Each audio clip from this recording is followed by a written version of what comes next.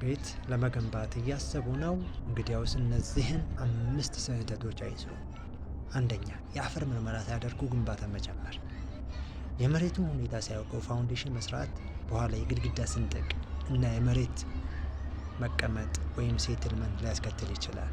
ሁለተኛ፣ ዝቅተኛ ጥራት ያለው የግንባታ ዕቃ መጠቀም። ርካሽ ሲሚንቶ፣ ብረት ወይም አሸዋ በመጠቀም የህንፃው ጥንካሬ ሊቀንስ ይችላል። ሶስተኛ፣ ኮንክሪት በትክክል አለመንከባከብ። ኮንክሪት ከፈሰሰ በኋላ በቂ ውሃ ካልተሰጠው ስንጥቅ ሊፈጥርና ጥንካሬው ሊቀንስ ይችላል። አራተኛ፣ የብረት አቀማመጥ ስህተት። ብረት በትክክለኛው ቦታ ካልተቀመጠ የህንፃው ደህንነት ሊጎዳ ይችላል። አምስተኛ፣ ያለ ባለሙያ ክትትል መገንባት። ትንሽ ወጪ ለመቆጠብ ዛሬ የሚደረግ ስህተት ነገ ትልቅ የጥገና ወጪ ሊያስከትል ይችላል። እነዚህን ስህተቶች ካስወገዱ ገንዘብ፣ ጊዜ እና ችግር ይቆጥባሉ።